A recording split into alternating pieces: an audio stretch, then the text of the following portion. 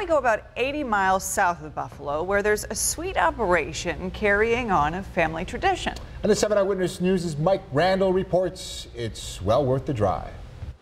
Now here's a sweet spot in the southern tier. Oh yeah, absolutely. I can taste cider when I'm sleeping too. There's so much of it. So It all began when Andy's grandfather discovered an old cider press. well, my grandfather found it in 1980, saw it sticking up out of a barn and decided to bring it home and set it up. So Andy Schultz has been helping out with the cider biz for a couple of decades, and recently took it over from his grandfather. I've been working with my grandfather ever since I was probably 10 years old. The centerpiece for the mill is that antique press that dates back to 1890. Yeah, so it's over 100 years old and it still works, but there is a catch.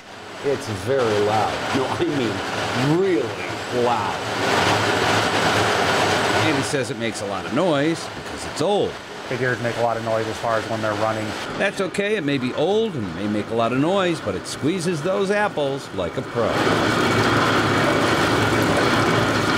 This cider gets a UV treatment. Yeah, it goes to a holding tank and then through our UV processor, which is an ultraviolet light. Versus pasteurization, we don't heat it up or change it at all as far as the flavor goes. The UV treatment just kills any harmful bacteria that New York State requires you to do. The process is completed the old-fashioned way, one bottle at a time. The Busti Cider Mill is open on weekends. Andy plans to keep this tasty tradition, started by his grandfather, going for a long time to come. Hopefully for another 30 years at least. In the town of Busti, Mike Randall, 7 Eyewitness News.